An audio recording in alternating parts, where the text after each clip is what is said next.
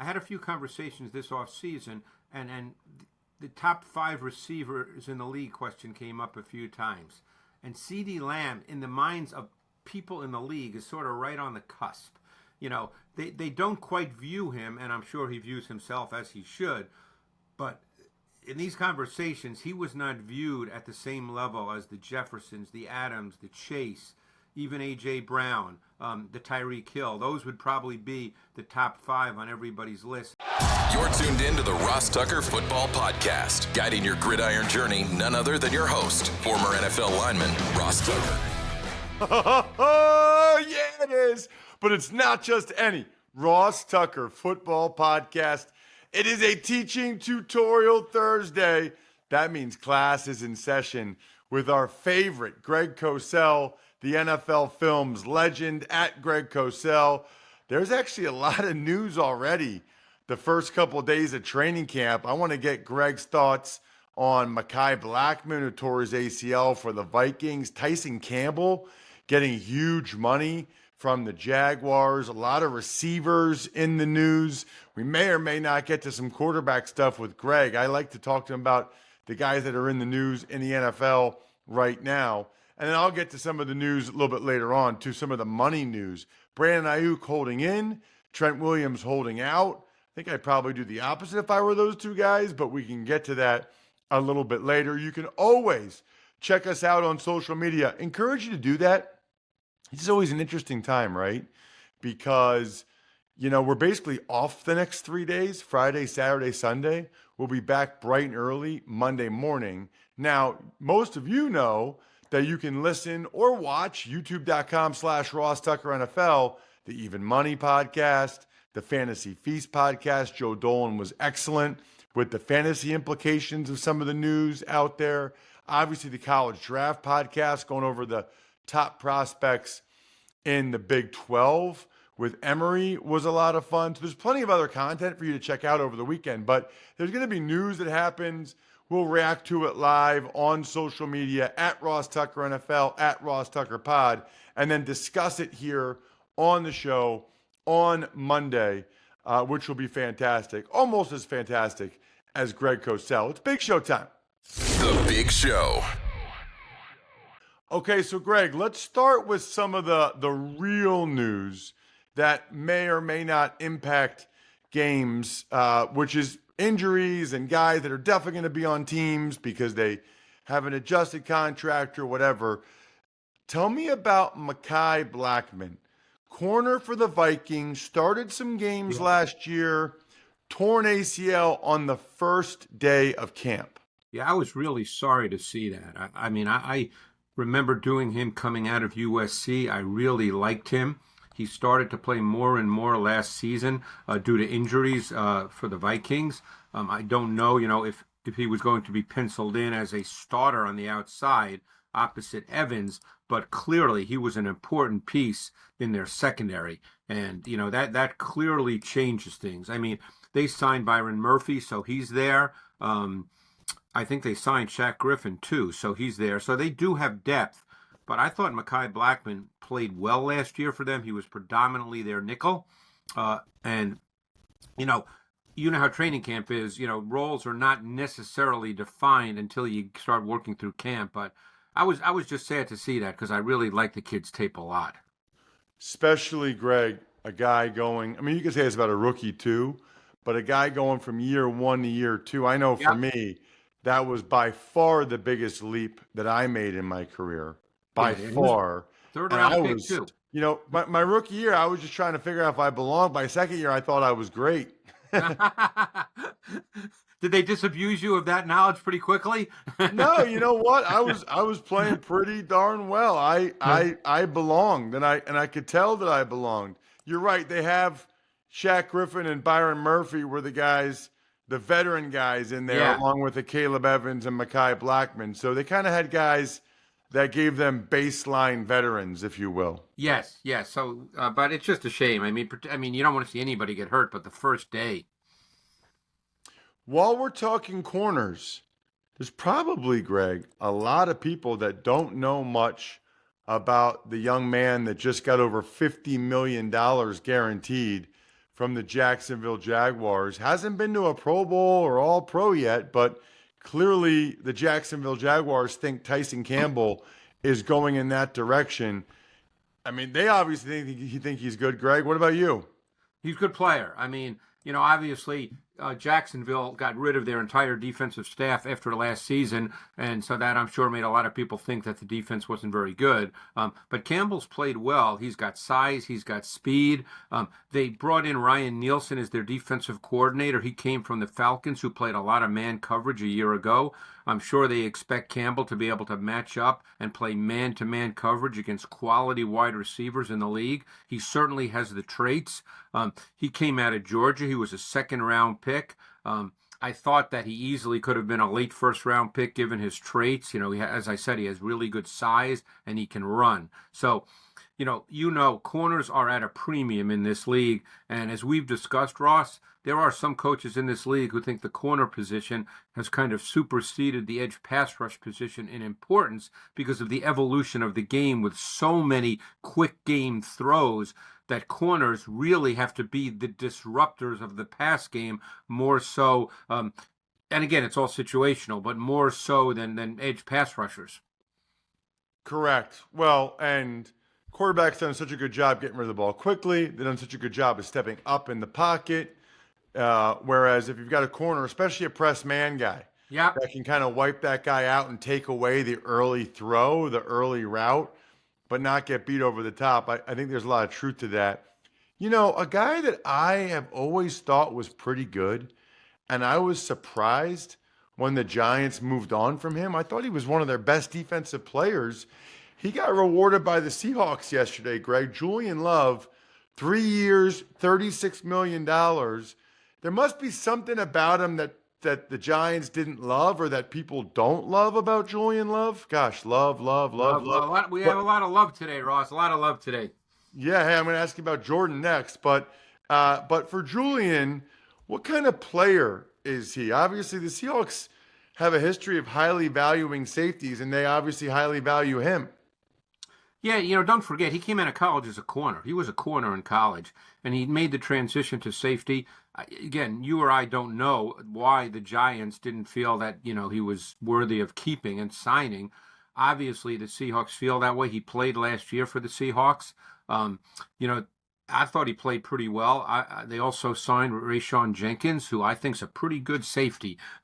So he was with Jacksonville, and now he's with Seattle. So I think it's a pretty good safety position, and I'm going to get a chance to see those guys because I'm actually going to go down to Tennessee when Seattle is there for joint practices. But Julian Love's a solid player. He has corner skills because that's what he did in college. So he can match up clearly to tight ends. He can match up to slot receivers if need be, depending on how they want to do that. Although I think Devin Witherspoon will likely be their slot corner.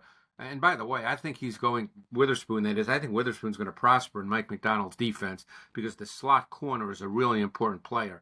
But I think Love's a good player. He's a multi-dimensional safety, and that's what every defensive coach wants to have. Safeties who can do a lot of things. They're not put in a box where they can only be, line up in one spot. So I have a Jordan Love question. He's right now, I guess, I don't know if they even call him that, but he's a hold-in for the Packers. Feels like they're close to getting a long-term deal signed. He's at practice. He's just not participating. I guess here's the question, Greg.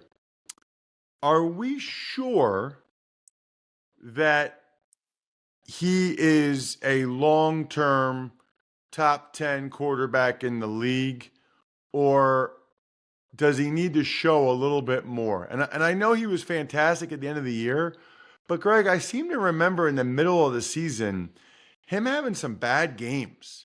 And so I guess I'm wondering, when it's a young player like that who hasn't played that much, how the organization determines whether or not, okay, who he was these last 8 games, that's who he is, versus, well, he had a really good stretch after he had a couple bad games right before that. Do you understand the question? Yeah. But you have to separate the money issue from the player because quarterbacks are going to get paid. He's going to get paid. So that's not necessarily, really relevant to the conversation. They're not going to not pay Jordan Love. What you're asking is a different question. He obviously was up and down through the first 8 or 9 games of last season. And then whatever kicked in, I'm sure it's just experience. Don't forget he was a first-year starter. Okay, he'd been in the league for a number of years, so we think of him more as a veteran, but he was a first-year starter, and then all of a sudden he started to play at a really high level in the second half of the season, and arguably was one of the top 3 or 4 quarterbacks in the league down like I said, the last half.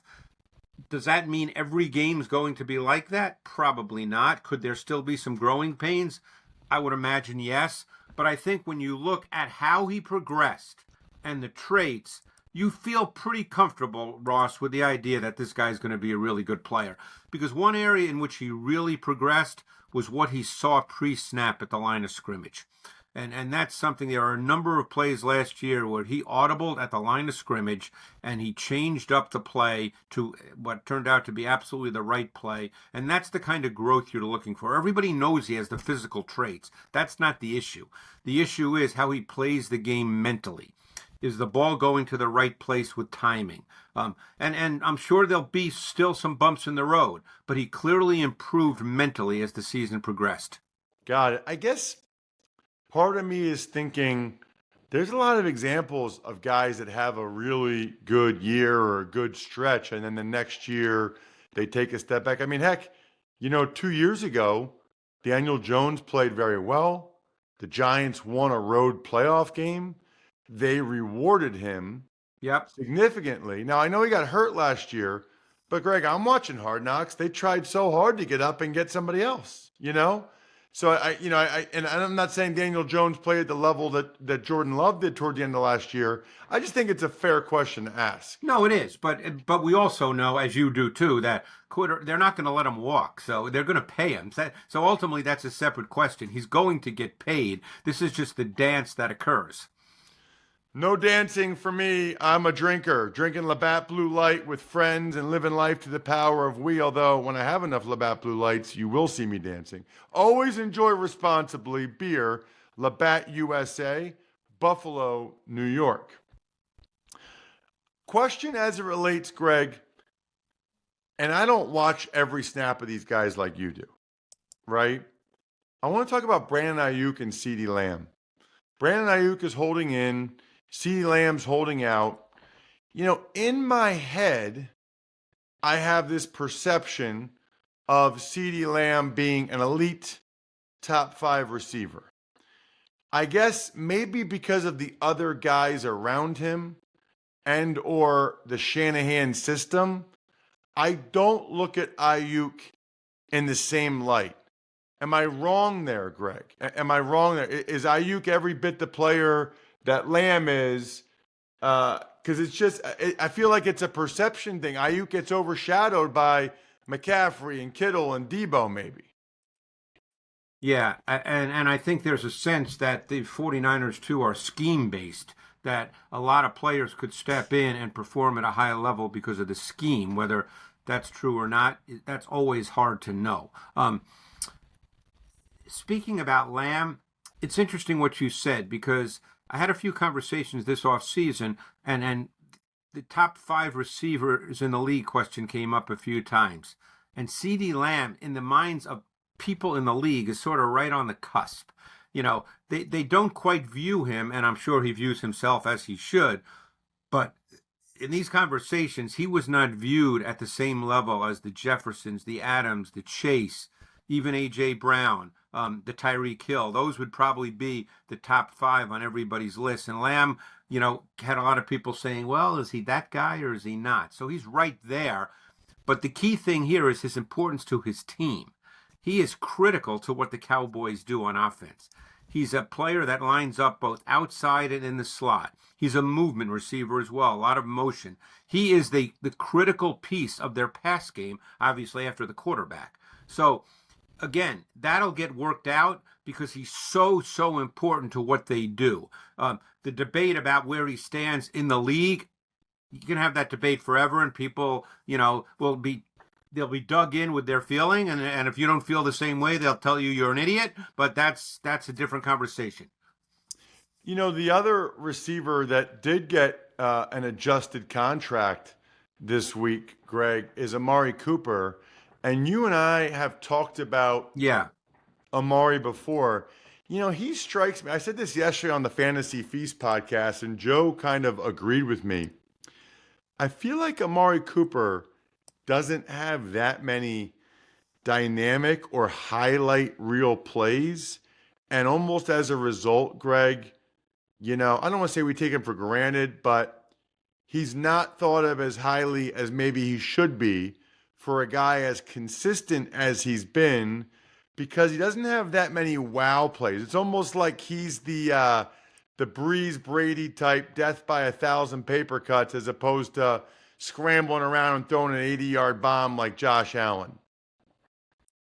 Yeah, I mean, I think one of the things with Amari Cooper too is it seems, and again, you know, you never know this. I love when people say things. Well, he disappears. You know, I don't know exactly what that means, but it always seems every year that he has 3 or 4 really big games, Ross, where he puts up numbers, and then he has a lot of games where he doesn't. Now, again, there could be so many reasons for that. Some we don't know because we're not involved in how they structure their offense. But you know, he doesn't seem to be a guy that in the minds of many is consistent on a week-to-week basis. But again, now it comes down to the team. He's so critical to that team because who were their receivers? They traded for Jerry Jeudy, okay? Now, I really liked Jeudy coming out of Alabama. It hasn't quite worked out. We'll see if a change of scenery changes that. But after that, what do they have? You know, there's a lot of players who are trying to make it. They have Elijah Moore.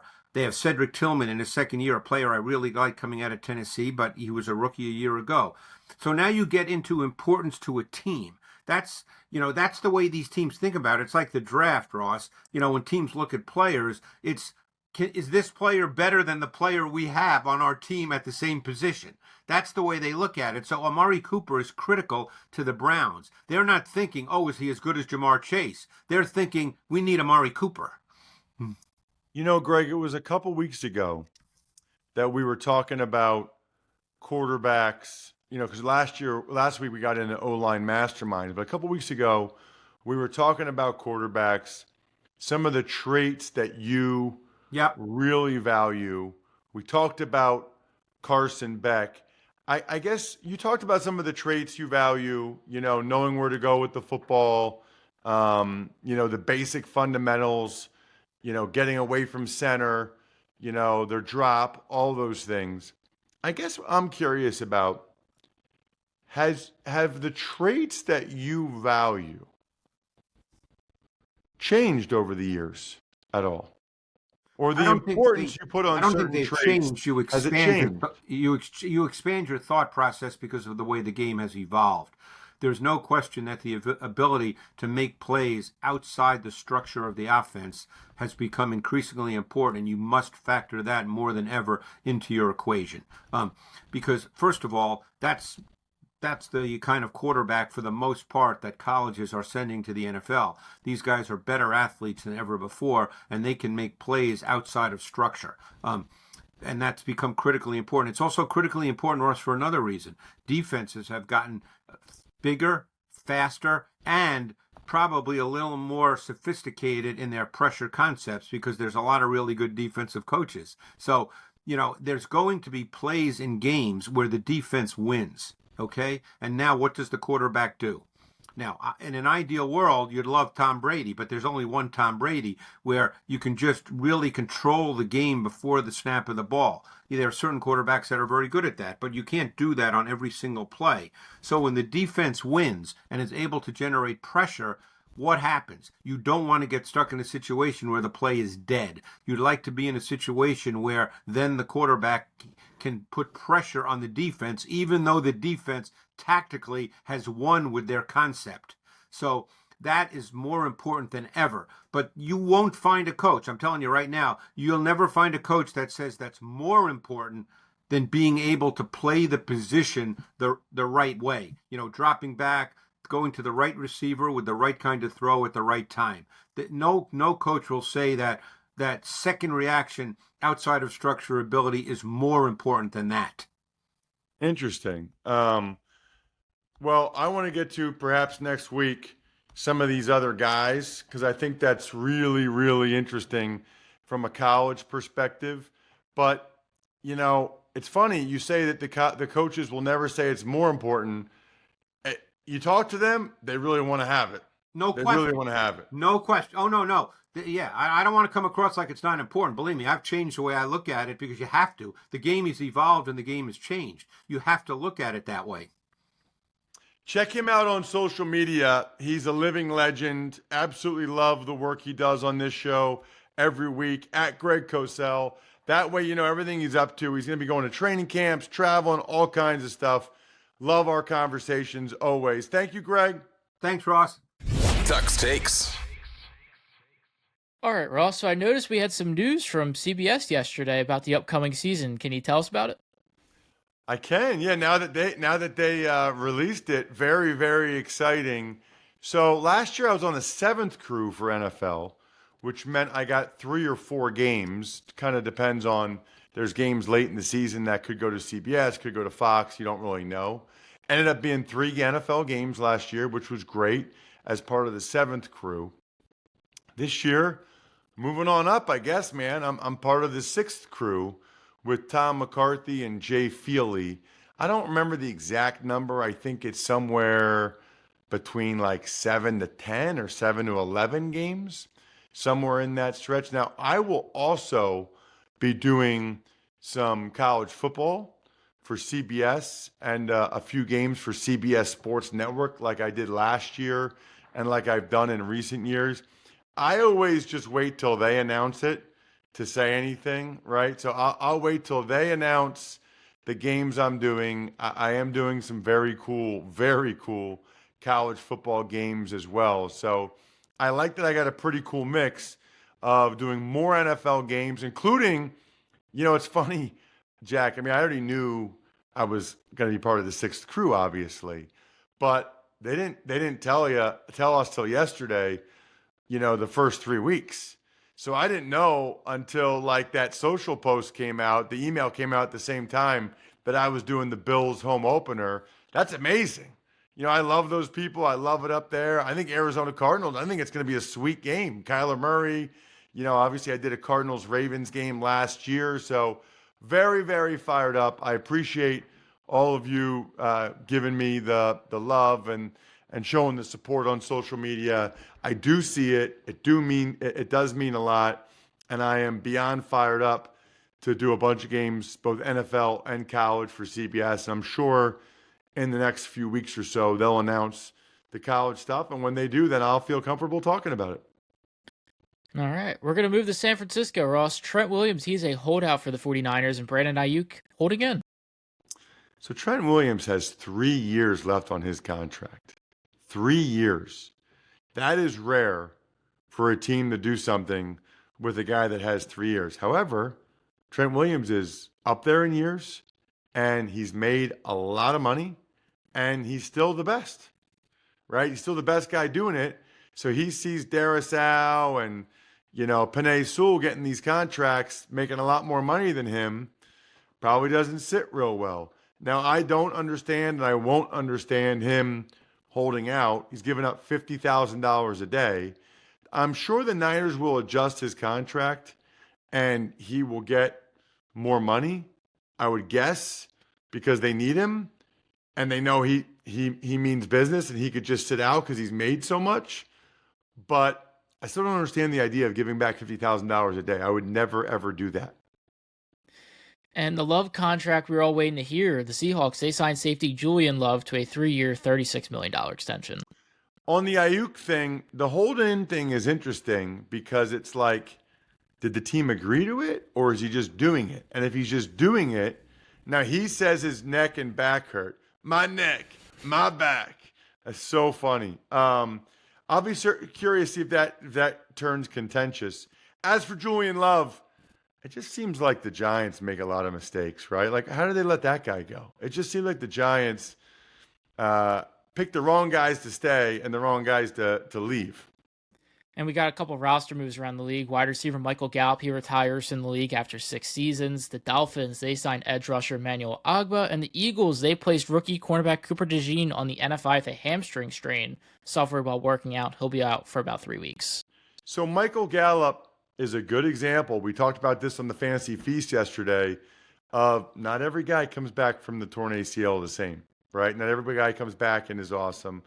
The Dolphins need another edge rusher because their two are coming off of injury, and then Shaq Barrett just retired. As for Cooper DeJean, I said this on my Ross report on social media yesterday. It's not good. You can't spin it as good, right? Like, these reps are valuable for rookies. However, played a lot of positions at Iowa. Very smart player, and should be back well in advance of the season. Those are the positives. I think we're done here. Thanks for tuning in to the Ross Tucker Football Podcast. Make sure to also check out Even Money, Fantasy Feast, and College Draft, all on the DraftKings Network on Samsung TV Plus, YouTube, or subscribe to the podcast on your favorite platform. Shout out myfrontpagestory.com. Here's my new thing. Go to myfrontpagestory.com. At least see what the gifts look like, what the stories look like. Put your email address in there. I think you get an immediate 20% code, which is awesome. And then they'll actually email you about a month ahead of like Valentine's Day, Mother's Day. So you don't forget, oh yeah, this is Ross's company. This is that gift I should get. Backofficescheduler.com, humanheadnyc.com, Sporticulture, Pizza Boy Brewing.